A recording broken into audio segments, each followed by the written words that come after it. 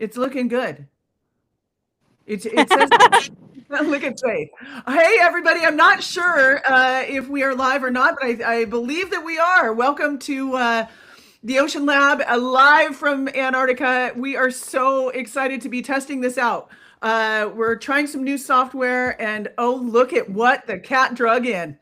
Over there, we have Faith Ortines of Blue Green Expeditions and my dear friend Amy Moran, who is down on board Ortelius in Antarctica. And we are testing out some new software, trying to see if we can get this live. And Trisha, turn the camera around for you so that everybody sees you. That's Hello. our fearless director, leader, producer over there. Faith, where are you? What are you guys doing? Well, we are on our way to the between dive sites. We were today. We were down at Porpoise Bay and snorkeling and diving and doing citizen science and taking pictures and collecting animals. We're going to show you a few in a minute. And we're on our way to the next site. It's actually a brand new site that, as far as we know, nobody has explored. It's actually uncharted on the map. It's and we're expecting hopefully to dive a brand new dive site that nobody's ever seen before. Unbelievable. What are you guys doing down there? Now, I know Blue Green Expeditions and has been taking scientific, like it's not just a pleasure dive cruise, which it would be cool in and of itself, but you guys are doing some other stuff that's really cool. Talk to us about that. And Oh, let Amy tell us a little bit about what she's doing down there. well, our mission here is to do two things. One is we're really trying to expose a wide range of people to the awesomeness of Antarctica and to show them how beautiful it is, how pristine it is, how much it needs protecting, and teach them a little bit about how important it is to the world as a whole and their general well-being down the road. And so that's a big part of it. And part of that means helping science learn more about this area. So we have a number of scientific projects going on board that the participants can assist in. And Amy's going to talk a little bit about one of them. And we also have a wide range of people from, our youngest participant is 15, and I'm not sure how old our oldest one is, maybe 78, something like that. Nice. And everything in between. And we have a good number of people who are here, particularly to learn from the scientists and learn a little bit about themselves, maybe as well. I'm telling you, Dr. Moran, tell us what you're down there doing? And I know you have some. I was up in the Arctic with you, and you guys were doing some really cool cold diving up there. It's cold. What are you doing? It's cold. We're getting cold. Warming up again. I'm here with a really skilled and talented dive team, and one of the things we're looking at. So, Antarctica has been very isolated from the rest of the world for millions of years, but with more and more things changing in the world, diseases are coming down here that were not observed down here before. These are diseases that can affect seals or penguins, different types of diseases. We're looking at a sea star wasting disease, which is something that has been found in most places in the world and fairly recently also in the Antarctic. You kind of have to scuba dive or use an ROV or something to look for it, and there aren't very many people doing that down here. So coming down on a cruise like this is an amazing opportunity to get other divers, citizen science divers, involved in just looking, just being eyes in the ocean for us. We're also sampling some of them to see if we can figure out if they have the actual disease itself. And so that's what my team is doing. We're searching around on the bottom and taking samples of the microbes on the starfish to test for specific disease agents that may or may not be down here. I wanted to show you, is it okay? Can I show you one of the starfish that we collected for sampling? Okay. Oh my gosh, yes. All right, so this is, I don't know how well you'll be able to see this, but Trisha, you can probably point it straight at it. These starfish are all over the place on the bottom. They are very beautiful. This is the Antarctic red sea star, I guess.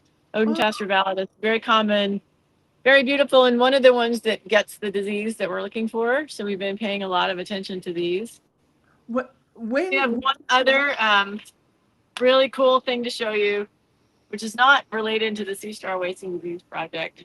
But it is really cool because the other part that's interesting because of that isolation in Antarctica, there are a lot of things down here that you don't see anywhere else. And that's always, as divers, that's always a really exciting idea to see something that other people haven't seen. And so this is one of those animals. And she's got a sample here. So let me just, tell everybody in advance, one of the things that you see in Antarctic organisms, the marine ones could get to really large sizes relative to their relatives in warmer water. And so we're about to see a giant isopod. So this is the equivalent of a pill bug, basically. Sow bug, pill bug, those little roly-polies that you find on land. But this is an Antarctic marine one that this water's really cold, that our divers collected today. They're pretty robust, so I'm going to take it out of the water just for a few seconds so you can... No way! No There it is. way. Little mouths and chompers up here. Lots of little legs. Oh my You see how it kind of looks like a pill bug, or maybe some people think they look like cockroaches. I think they're cute. Really, really beautiful animal, and they reach these very large sizes in the Antarctic. You don't see elsewhere. Now, are there animals like that in oceans that are near us in North America? Like, and In how the big deep are they? sea, you'd have to go to the deep sea in higher latitudes, lower latitudes, to see things like this. I'm going to put it back in the water because it's an animal. Yes. Back it goes. Wow. And Look, there's ice in that bucket. What are the ocean temperatures there, and why do those animals get so big? oh, the why is a very complicated question. It has a lot to do with the fact that they live so slowly that their needs are minimal, and so they can reach these really big sizes. They can sustain them. Basically, it takes a lot of energy to be a big animal, and here they're so cold that their metabolism is really slow, so it just makes it easier for them to do. That's not a full answer. There's many to that question. It's probably different for every kind of really giant animal, but that's one of the leading ideas. And how cold is it? It's what the water today was 34 degrees. I think our coldest dive was 31, and we're basically swimming in ice water. I mean, and the animals are living in ice water. So my hand is like super cold just from sticking it into that bucket for a minute. Oh my gosh. Now, how long have you been researching down there in Antarctica and the poles? 15 or 20 years, something like that. I can't remember exactly, but A long time in the cold. it's not 15 or 20 years straight, on and off. It's an incredibly beautiful place, as you can see around you. I mean, people that work down here just really love the environment. Yep. The visuals, just everything. It's amazing. Well, that was the first thing that I felt when I got up at 4 o'clock in the morning to see the first icebergs, is looking out over here and seeing this kind of scenery. And my first thought was, I've come home, because I've been coming here for 16 years now, not as long as you, but a while. And it's one of the very few places I keep coming back to because it is so fascinating, so huge. You could never see all of it. It's like saying I've been to Asia and I never want to go to Asia again because I've already been there, so it's just amazing. And it's always changing. There's no two trips that are the same. Everything about it is different, and we're very fortunate to be here and to be sharing it with such a great group of people. I have some video footage that Trish had sent of some humpbacks and some of the stuff that you guys have been exploring down there. Can you tell us a little bit more about kind of, first of all, I think all of us know that Antarctica is really known for marine life. There's penguins down there. There's seals. I've got a montage of, you guys out on Zodiacs and interacting with the marine life there. Can you talk a little bit about kind of that experience? Well, you just never know what you're going to see. I mean, so you start off with penguins. Everybody knows you're going to see penguins. Okay, that's great. But we, just so far on this trip, we've seen 4 species of penguins, including an emperor penguin, which should not be here, to be honest. So it was probably a little lost, but so we've seen the Adelie, the chinstrap, and the Gentoo penguins, and they've literally been swimming around us in the water. jumping around the icebergs, seeing them on land. It's just been really, really incredible. And right from the beginning, whales, breaching humpbacks, right in front of the boat. And this morning, while we were trying to get ready to go diving, orcas showed up and so totally threw off the whole schedule, but it was just incredible. What's it? Right. Oh my God. Who doesn't want to see that, right? Right. So as you're cruising, so talk to me about the scientific, kind of scientific diver and citizen science part of this experience. Well, Amy was talking about the science side of it, the diving science side of it, but we also have people here doing a multiple kind of science projects. We have some people helping with plankton collection. We have people doing water sampling, looking for certain kinds of isotopes in the water. We have another group looking at the relationship between kelp and certain organisms that live on the kelp. And a lot of it has to do with how are we is there a healthy population? Is it a stable and sustainable population? Or is it being, potentially impacted by differences in temperature and currents as the climate changes? And one of the things is, I know it sounds really like 34 degrees is really cold, but when I first was dove in this area, my first dive in this area was 29.5. Wow. So it's very, and that's more normal, 29, 30. So having 34, 35 degrees in the water is actually maybe not a good thing, as much as it sounds like a good thing. Right. And very, very warm temperatures as well on the land. For here, again, it's a relative thing, right? But the best part for me is exposing people to this environment, because sometimes it's hard to make people care about ice. But that's my mission, is to make people care about ice. I think it's. And I have a young man here who might be able to talk about that a little bit. Oh, let's hear from him. Who do we have? Hi. Hi, Dre. How's it going? Really good. Today we got some really good photos and some cool. I got a cool video of a leopard seal on some ice near some ice. I heard you found a leopard seal down there, man. Congratulations. Yeah, I saw him underwater near the ice. It was super cool, and I got to jump off some today, and some penguins were on them when I was near. So that was really cool. So, yeah. Just tell us, introduce yourself. Tell us how old you are, what school you go to, and what you're doing. Like, normally, I wouldn't expect to see a teenager down in Antarctica. Talk to us about what you're doing down there. I'm Jesse Gomes. I'm 15 years old. I'm from Cape Cod, Massachusetts. I go to the Cape Cod Regional Technical School, and I'm super, super lucky that my uncle has been around the world and has done stuff like this and started a company that could do it with faith. And so I'm really lucky that he's exposed me to this.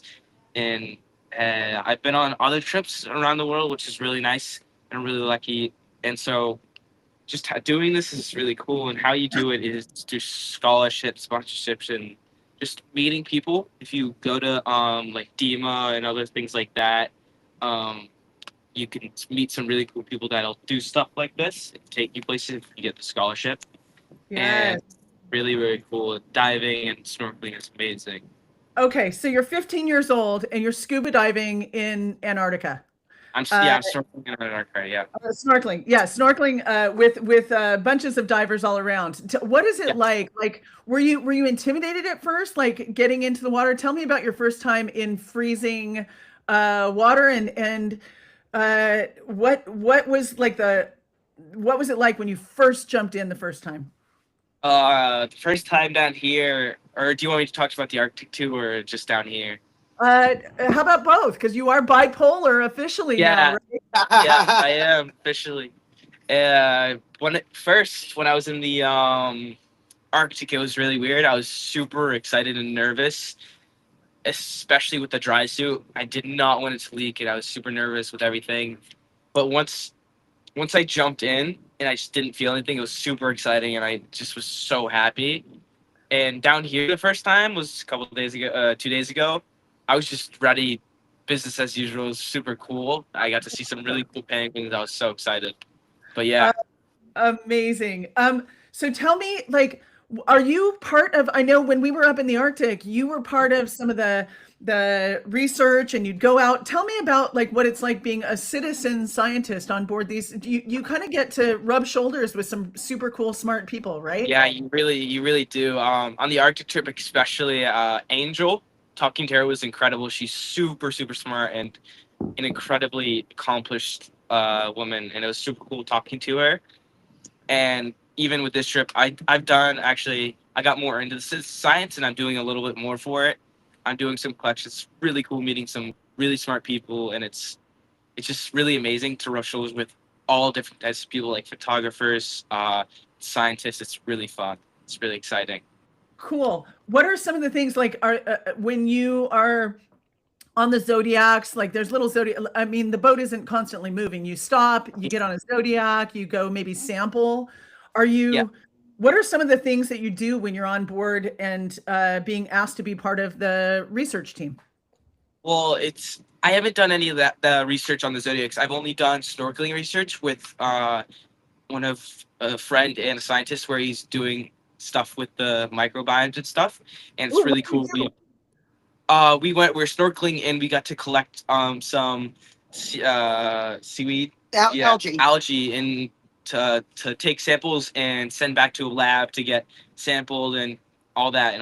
It's really cool, and I was really excited to do it. It's difficult because you got the hands are not mobile. You don't have a lot of dexterity, but it's super cool to do with that with him. It was really fun. Now, are there other teenagers on board the ship, and how many, and what do you get? Yeah, there's some young people. The closest age gap to me is 2.5 years, and that's my brother. But yeah, there's a good. I think there's more younger people on this trip than the Arctic, and that's really cool. So it's fun for me, so I can relate to people and actually have friends, and yeah. But yeah, there's a lot more people, and I'm very excited for that. Yeah. Very cool. And then what do you have planned for the next couple of days? I know, man, you have some blue sky, and it's I'm guessing photography might be in your to-do list. That was yesterday. When we were going through the passage, the gullet, it was really beautiful with it was really sunny. It was even sunnier than now, and it was really warm, and it was almost 40 degrees. That's what it felt like. And it was incredible. I got to use Rosie's big camera to take some really cool photos. Yeah. Nice. And but yeah, I'm going out. I did the morning snorkel, and now I'm gonna do the afternoon, which I'm really excited about. So I'm about to do that. It is. Yep. Amazing. Yeah, we're doing one of the things that we'll be doing is we've been going way south, so we got below the polar circle, which is actually a big thing because not too many people come to Antarctica and go below the polar circle.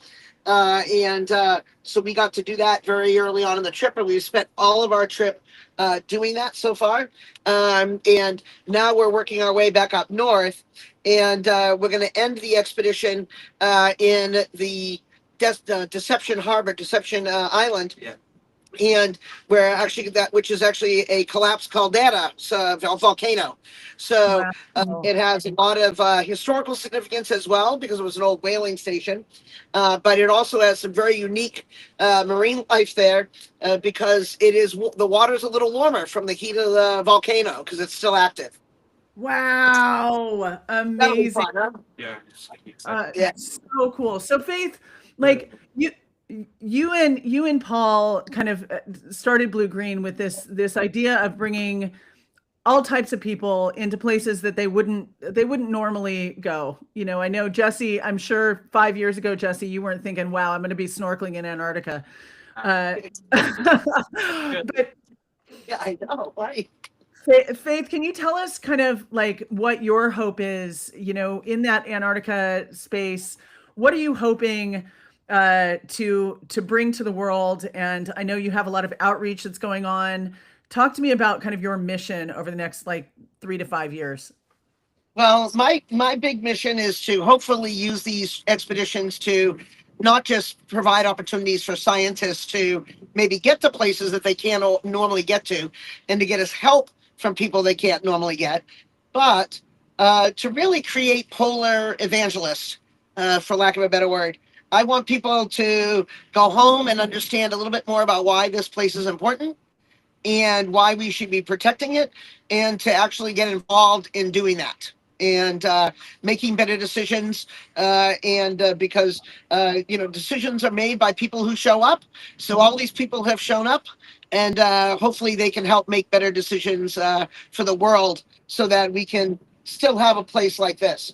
That's this pristine. And the bottom line is, it isn't just because we should protect wild places, but also it's because we need to protect these places for our own benefit. This is actually the number one place in the world that drives the climate, because of the deep ocean current, cold water currents that it creates, and that drive the rest of the currents in the world. And if we don't want to see some massive changes in our climate, this place needs to stay the way it is. Absolutely. If people want to learn some more information about your citizen science expeditions, that kind of stuff, where should they go to get some more information? Well, we've got expeditions listed on our website at bluegreenexpeditions.com. And we're also really easy to hopefully reach. We're pretty accessible, even here in Antarctica, as you can tell. It's amazing. As someone, we started the Ocean Lab about 10 years ago to try and reach these kind of places, give people access to science actually happening let people kind of piggyback onto some scientific expeditions. And it's exciting to know that, as this becomes more and more accessible, as satellite technology allows us to go live, like I see this iceberg just floating like right next to you. It's so crazy. Wow. Hey, Trisha and Faith, while we're looking down the side of the ship, talk to us about Artelius and the ship itself. And it's not a typical cruise ship, right? No, this is an expedition ship. So we have a maximum of 100 people on board. We usually only bring 90 on trips like this because of the amount of extra equipment that we have. And it's a 90-meter long vessel that was used for polar research in the past. And has been renovated into carrying, not just being a scientific vessel, but being an expedition vessel to bring people down here. And it's ice strengthened. So it can go to places that have ice in it and still get past it and still not be damaged by it. Mm-hmm. It also is incredibly stable. It's very heavy, so it allows us to be much more comfortable and safe going through places like the Drake Passage, which can have seas, anywhere from flat calm to 40 feet, and not unusual. We fortunately had not quite flat calm, but pretty about 6 foot long big seas, which isn't bad at all in a ship like this. But we had a following sea, which was actually quite comfortable to ride in, but we had 70 knot winds, or maybe even a little bit more, at least that much, are going on around us. So, and you didn't feel like that, which is great.